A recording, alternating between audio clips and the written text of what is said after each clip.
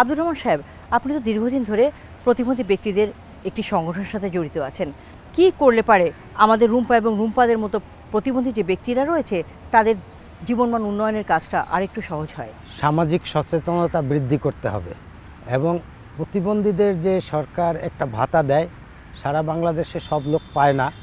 তারপরেও আমি বলবো সব লোককে ভাতার আওতায় আনা এবং প্রতিবন্ধীদের ভাতা আরও বাড়ানো। কারণ যে অল্প পরিমাণ ভাতা সরকার দেয় তাতে তাদের ঔষধের খরচ হয় না, তাদের দৈনন্দিন খরচ হয় না, তাদের খাওয়া দাওয়া চলাফেরার খরচ হয় না। প্রতিবন্ধীদের পুনর্বাসনের জন্য সরকার যদি এই ভাতাটা আরেকটু বৃদ্ধি করে দিত তাইলে তাদের চিকিৎসা খরচ বা দৈনন্দিন খরচগুলো তারা করতে পারত।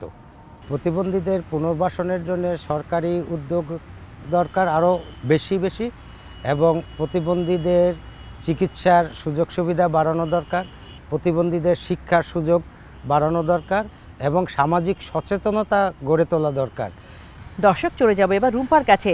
রুম্পা, ভালো লাগার কিছু গল্প, কিছু মুহূর্ত আমাদের সাথে শেয়ার করো। কিছু ভালো লাগে, বন্ধু বান্ধব ভালো লাগে, জাপানে এসেছি, সবাই ভালো লাগছে, সবাই হাতে দিচ্ছে, উৎসাহ দিচ্ছে। তোমার ভালো লেগেছে অনেক, তাই না? খুব ভালো লেগেছে। রুম্পা, তোমার মামিমা বললেন তুমি তোমার বাবাকে খোঁজো। খুব কান্দি, প্রচণ্ড কান্দি,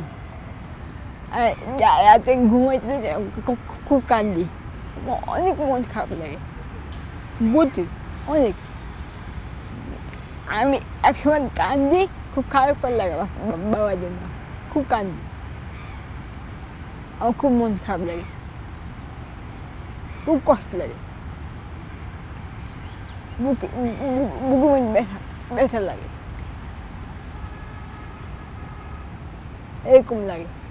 রুম্পার এই যে অনুভূতিটা, চোখের পানি নিয়ে সে তার ভেতরের এই যে গভীর অনুভূতিটা এখন আমাদের সাথে শেয়ার করলো, এটা আসলে আমার চোখে পানি এনে দিয়েছে। এই কথার পিঠে কি কথা বলতে হবে আমি আসলে খুঁজে পাচ্ছি না। বাবারা যারা আছেন, যারা তাদের প্রতিবন্ধী সন্তানকে তাদের এই সীমাবদ্ধতার জন্য দূরে সরিয়ে দেন, পরিত্যাগ করেন, এটা করবেন না।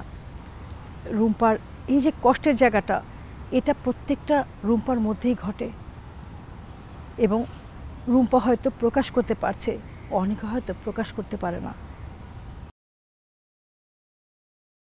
রুম্পা, এই যে সমাজে তুমি বসবাস করছো, এই সমাজের সবার উদ্দেশ্যে তোমার কি বলার আছে?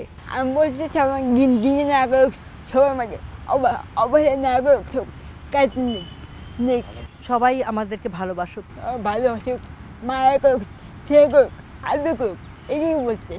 আপনারা বুঝতে পেরেছেন রুম্পা কি বলল? কেউ যেন তাদেরকে ঘৃণা না করে, অবহেলা না করে, তাদেরকে সবাই যেন আদর করে, ভালোবাসে।